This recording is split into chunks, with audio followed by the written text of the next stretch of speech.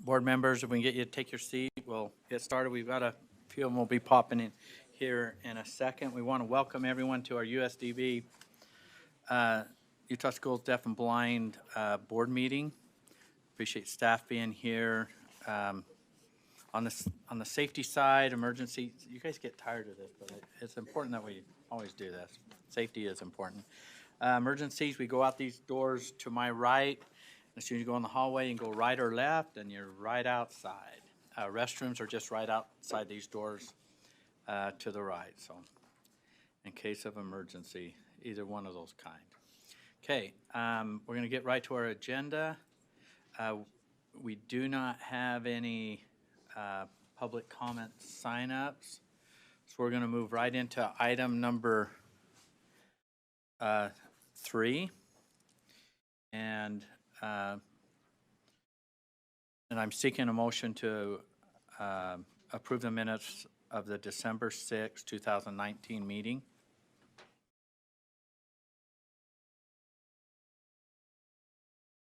Okay, do we have a second? We have a motion and a second to approve. The motion before the board is to approve the minutes of the December 6, 2019 meeting. All those in favor say aye. Aye. Those opposed? Vote is unanimous. I have your green pen. I'll borrow my black one back. All right. I like that green pen. Okay, next we'll have Carl Empey, the Finance Director, go over the monthly budget report. Good afternoon, Mr. Chair, Madam Vice Chair, and board members. Happy New Year to everybody. The financial report we are presenting is for the 5 months that ended November 30th. Our inflows of revenues and transfers from the state totaled $17.8 million. Our outflows or expenditures were $15.5 million. So we had more revenues and transfers coming in of $2.3 million than we did expenditures. The detail is on the following report, and we'll get to that in a minute. The number of students that we served is 1,581 as of the end of November. Our land grant enrichment fund balance as of November 30th is $1,210,124. Our donated funds were $1,181,757.98. And that's the financial report. The budget status report is the next attachment in your agenda that gives all the detail of all of our revenues, inflows, and expenditures. I'd be happy to answer any questions that anyone may have on the financial report and the budget status report. Any questions from board members on the financial report and the budget status report? I just have one question for you, Mr. Empey. Is there anything that you know or see in these that should cause us of any concern? Nothing that has come to our attention, and I think everything is good for as of right now. So it appears on the statements. Thank you. You're welcome. Okay, please continue. Okay, the next report is our donated funds summary that gives the detail of the $1,181,000 that's in it, that's broken out by the units and each of the respective donated fund categories of that. Basically, the majority of our funds are the Ray Norda Foundation funds, and that's $927,805 of the total $1,181,000. So we have the majority of it is in one fund. Okay, any questions on the donated funds? Seeing none, please continue. Okay, our last report is the enrichment fund project list. The balance or the program dollar amount that you approved back in May was $1,006,000. We have spent of that $332,288, leaving us a balance of $673,711 to spend before the end of the year. So we're on track with our enrichment fund projects. Any questions you may have on the enrichment funds? I'm not seeing any. Thank Okay, you for your report. You're welcome. Next is item 5. We'll have Superintendent Joel Coleman. It's our IFR review. Thank you. Let me turn your mic on. There we go. All right. This board members, this is a kind of a real quick update. After reviewing our IFRs internally, we realized we could fund one position, additional position to those we had already decided that we would do. And so we are just reducing one of our IFRs by one FTE. And so we've submitted that to the finance department and so forth, and that'll go through to the legislature eventually. I just wanted to give you a heads up on that. It was a transition specialist that we can take care of internally. Okay. Thank you for that update. Next, we're to item 6, which is report on Space Camp. We're going to invite Brandon Watts, the director.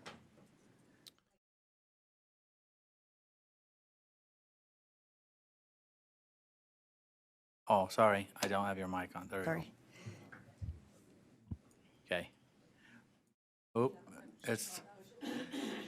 there we go again. Okay, now it shows.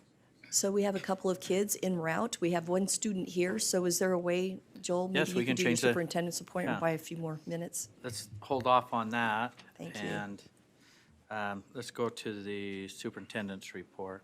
Great. I have 3 items today.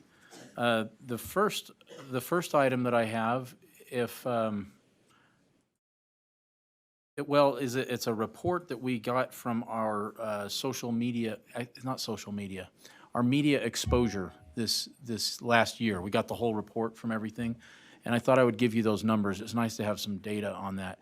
We had over 8 million views on the things that we produced. We produced over 70, I think it was 72 videos this year to push out. And this has really been an ongoing effort over the last few years because the board has told us in the past, you know, with all the good things going on, it doesn't seem like the public is always aware of that. And so I wanted to let you know, and it was also of the value of this. Susan, what was the total value of our exposure this last year? Okay, I've got to turn that Over, mic. I'll say it, it's over $400,000 of earned exposure. That's like what we would have paid for advertising if we would have had to pay for it, but the news media covered it. And none of this even covers the social media exposure we had. So I like to have data quantified, and last year and this year were the first times we've had that, and I thought, that certainly is a lot of bang for the buck.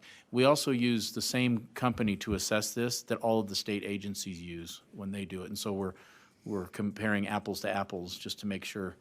And anyway, I give a lot of credit to Susan and Todd for what they produce, but it's really awesome.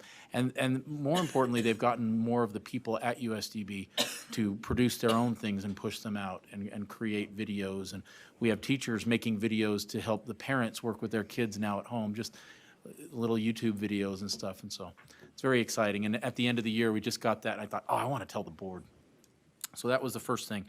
Second thing on the agenda is I would like to introduce you to Deanna. Deanna, would you come up to the microphone, please?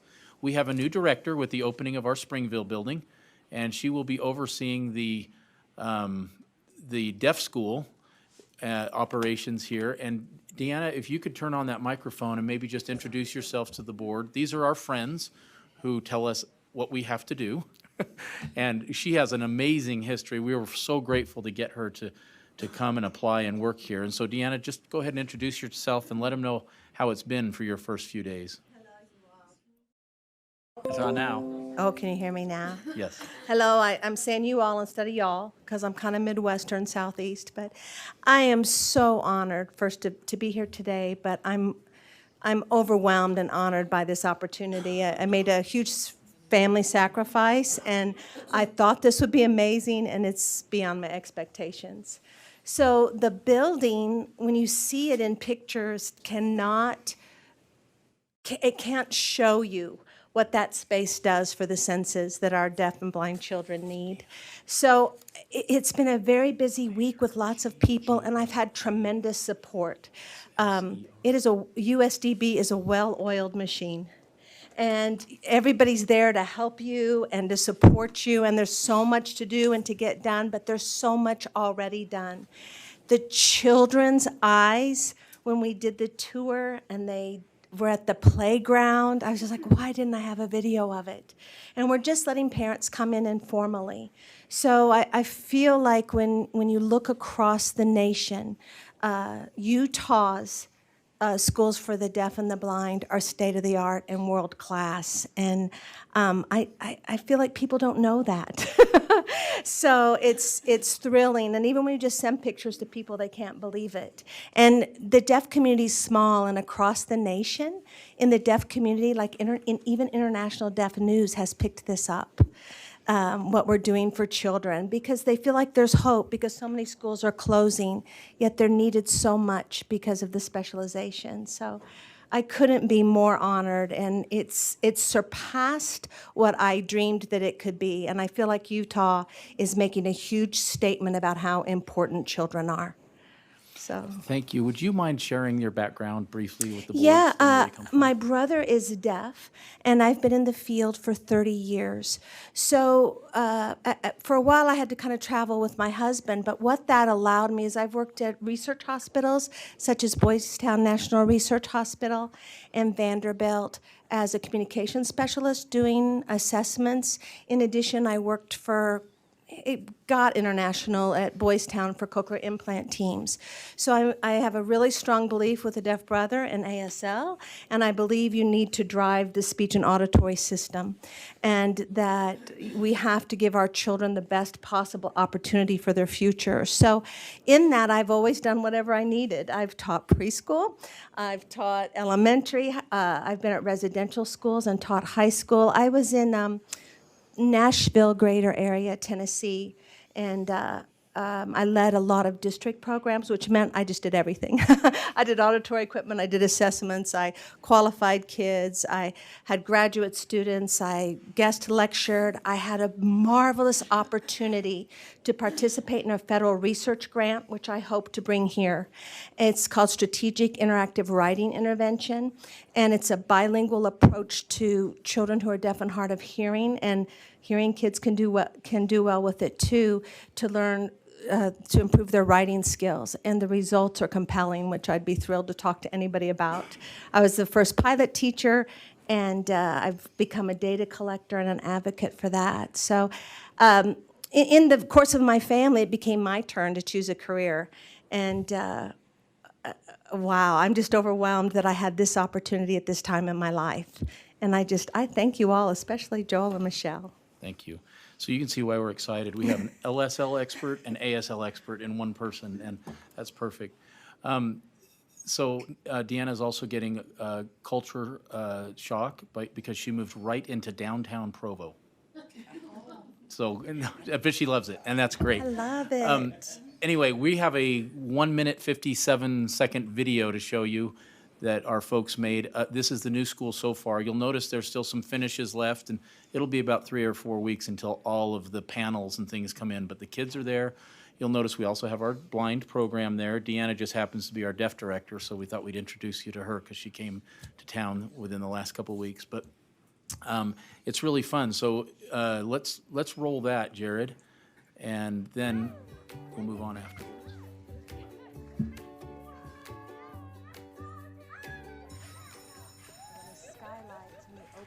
And the different textures, and I'm bowed over. It's gorgeous.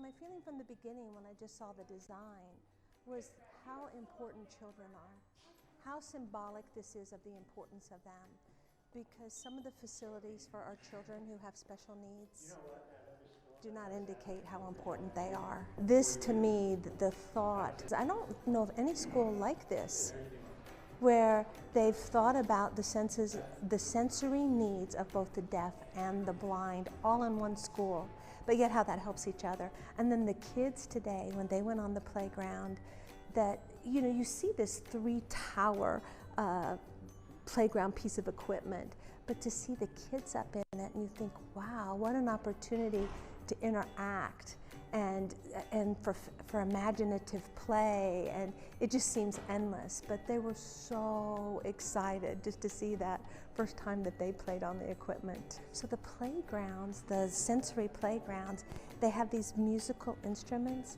but we played with them this weekend. They vibrate, you can feel them in your body.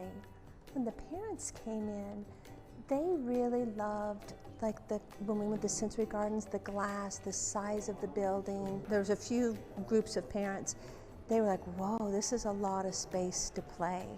And so they were very impressed.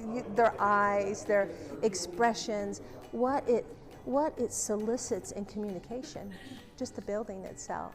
I just don't think children have ever been in a space that enlivens their senses like this does. And who better to have it but deaf and blind children? All right, that was that part of my report, and the last item was we opened our Springville building this week. So we're off to a great start, and we will be having a grand opening again in April sometimes when some of the landscaping is in and so forth. If you want to go down for a sneak peek, you're welcome to anytime, just let us know, but we will be having a big event in the spring. Well, welcome to Utah. Is it director? Yes. So it's Director Glasser. Glasser, okay. Well, Thank you so much. and you live in Provo, is that what Yes, we love it. it's Springville's is where a lot of my family is from. It's a neat little place, I and would have been thrilled to be at Springville too, but yeah, we picked a pretty little Victorian house near downtown, so. well, there you go.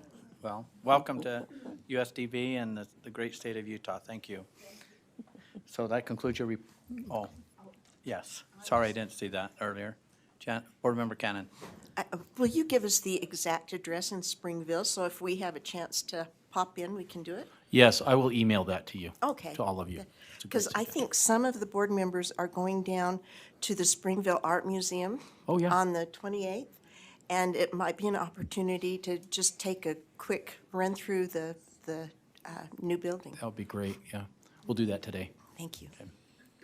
Thank you. Well, let's go to, I think we're ready for our report on Space Camp. So Brandon Watts has taken a point on that, or? Can I just take a, Yes, please go ahead and And introduce he's us. a, I go just- ahead. So just for a quick introduction, as the kids come up here, we took 4 of our great kids from across the state to Huntsville, Alabama to join an international community of students in Huntsville, Alabama. So they're delighted to be here today to share their experiences and some of their We PowerPoint have another presentations. chair on the other side, I think, that might, Here, you well, can we sit can get right another here. chair. I'm going to get up.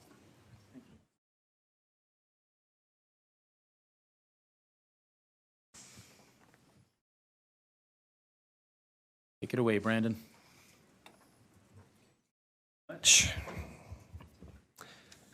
Well, good afternoon. My name is Brandon Watts, and I'm the Director of Outreach Vision Services with the Utah Schools for the Deaf and the Blind.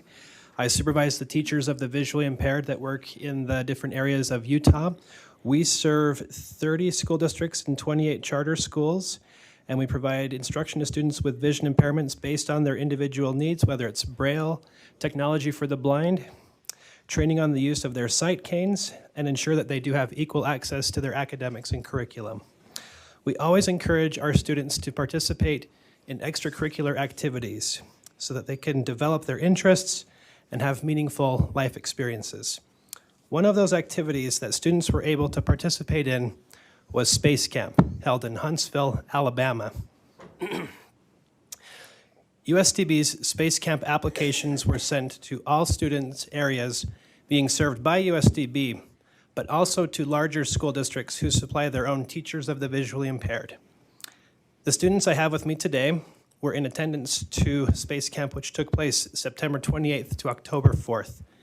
There were 368 students from 26 different states and 12 different countries, all who had visually impaired, to participate in this camp.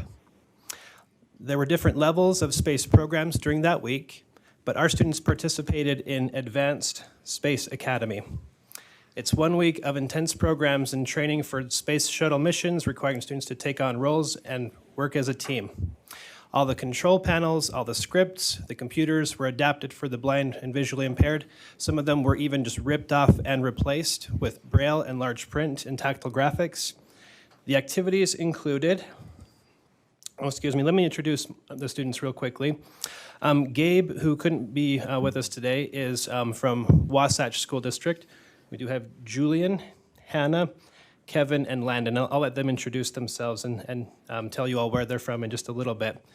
But the students participated in moonwalking, which the student would sit in a chair and it simulated 1/5 of Earth's gravity as they walk on a surface that is like the moon. The MAT, which is the multi-axis trainer that spins you around like a gyroscope and simulates. Landon, do you want to talk a little bit about your experience with the MAT?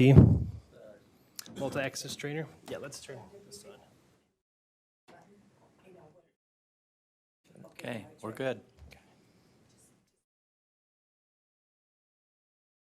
So the multi-axis trainer is basically, it's like a gyro that you sit in the middle of that spins you around, that simulates loss of control, like your spacecraft. If you lose control of it and it's spinning, it simulates trying to get it back under control. So I had the opportunity to go in that, and it was awesome. Probably best part of space camp. Now, normally you would think that you would get sick in the MAT, but what it was designed to do was keep your stomach in the same position. So people that would normally get motion sickness could be in this device and they wouldn't feel any motion sickness. It was really interesting and a lot of fun. Ropes and obstacle courses. Julian, would you share your experience with? Oh boy, the ropes and obstacle courses. They were fun. So the first one, or at least the biggest one in my memory, was the zip line. That's the middle picture. Oh boy. Well, you see here, I got on the zip line, and it's like how tall? Like 30 feet, 40 feet tall? 2 stories. 2 stories. So I have a fear of heights. So the moment I got on there, I got up there, I looked down, and I stayed up there for the next 10 minutes. One of the scariest moments of space camp, right next to the pamper pole right there. Well, actually, I kind of overcame my fear of heights right there, because I did manage to go down the zip line through a lot of screaming, maybe a curse word or two. But I made it down. And you don't know how happy it was to touch the ground.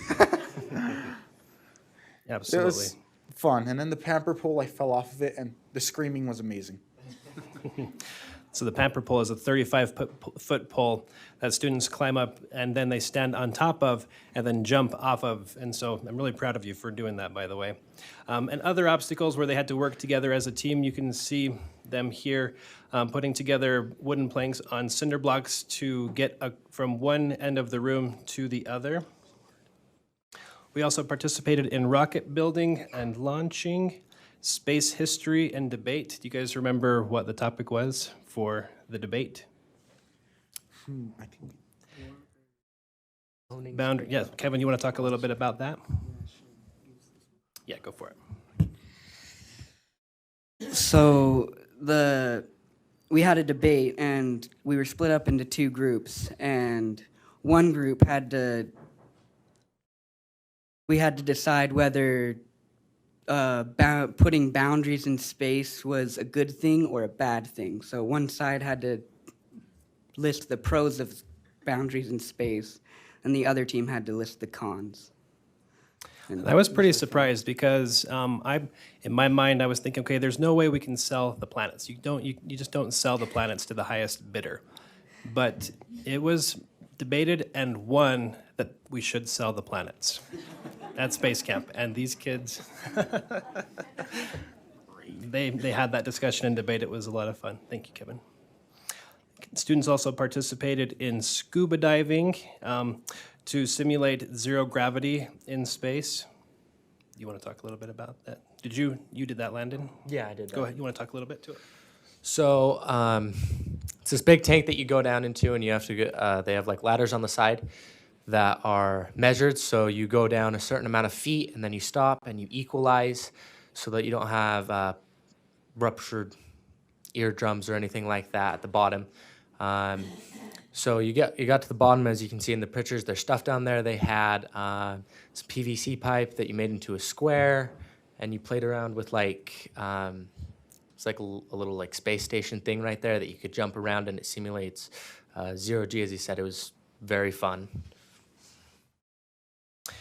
The students participated in space missions, mission control. Hannah, would you talk a little bit about when you got to put on the spacesuit? Yeah, so I got to be, this is my favorite part. I got to be this thing called Mission Specialist number 2, and I got to be in a spacesuit and go in a hanging harness and fix the satellite. It was super cool. Wow. Yep, absolutely. Just a nice picture of Hannah in front of the actual space shuttle. I'd like them to just reflect and share life lessons at this time. So if you just tell them where you're from. And why you applied. Alrighty. So my name is Julian Verdugo. I'm from South St. Pete School District. I'm a senior. Let's see now.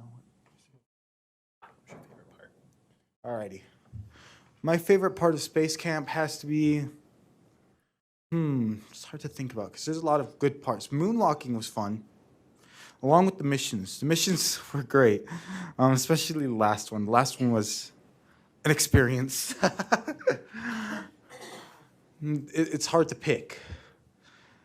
Let's see, in life lessons. What did I get? I have trouble getting life lessons off many things. I don't know why. I think I'm too young. Would you recommend that they continue to fund the space camp? I say so, actually. It's pretty fun.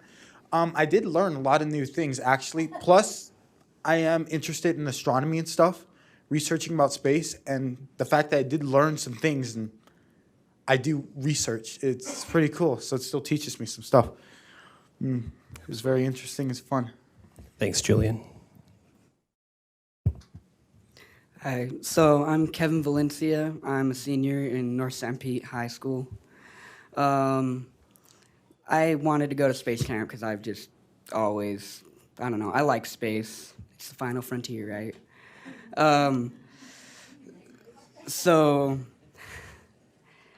I had a lot of fun at space camp because just the diversity was really cool, being with kids from different states, different countries, just kids all around the world, learning about all, like, what they do at their home and working together with them to complete the obstacles and the games. It was just really fun. My name's Landon Pearce. I am from like Park City area, and I'm homeschooled, so I kind of don't know my grade. Online school. Homeschooled online. It's kind of confusing sometimes. I wanted to go to space camp because I am I'm going into the aerospace engineering field. So I wanted to go to see like what astronauts would go through training-wise, and it's just a wonderful experience to learn from that, to see people from other countries coming together, and to see what NASA did to help the visually impaired so that they can achieve this stuff.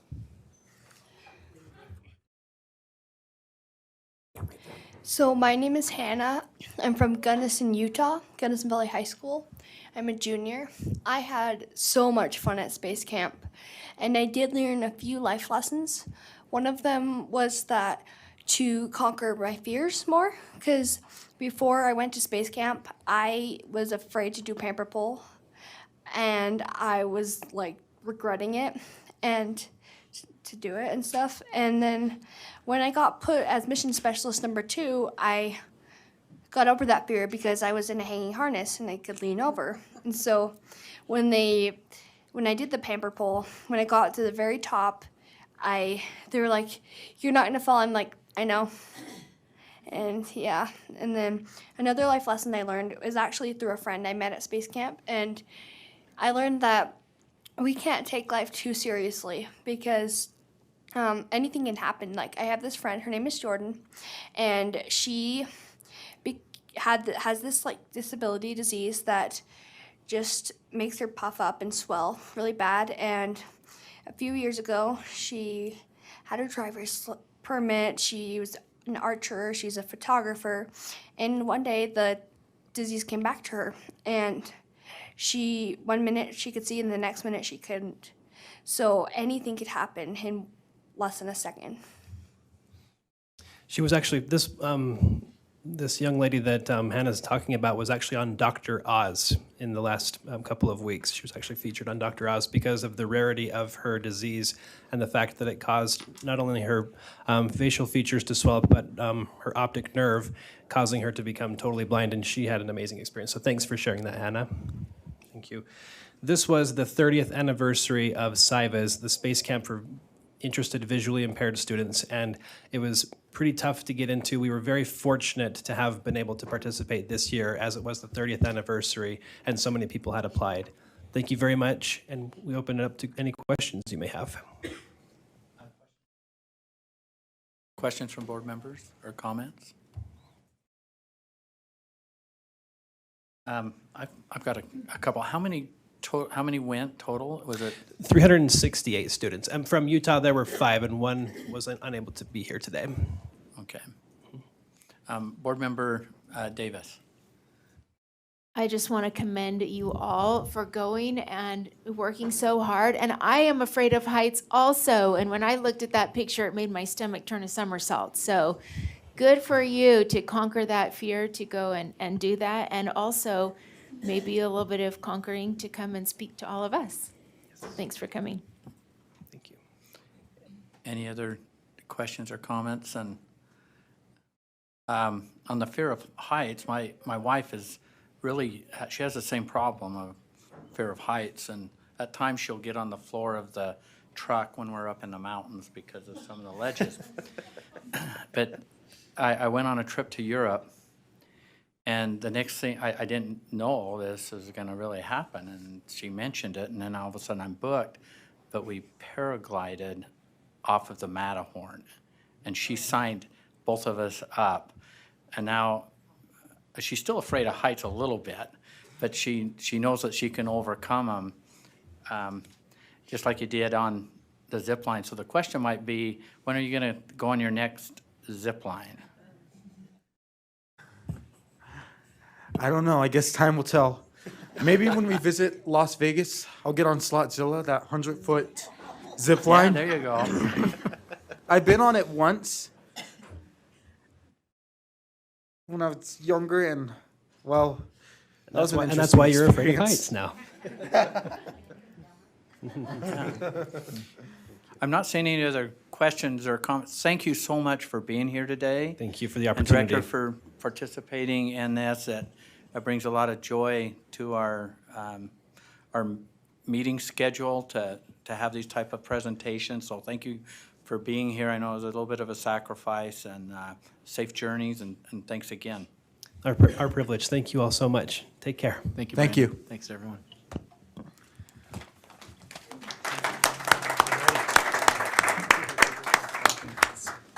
Okay, we've had our superintendent's report, and we have one item of business we have to take care of in an executive session. So Superintendent, I'd ask you to stay on this, but I'm seeking a motion to go into executive session for the purpose of discussing the character, professional competence, or physical and mental health of individuals. Second? Got it. It's a roll call vote. We'll start with Board Member Cannon. Yes.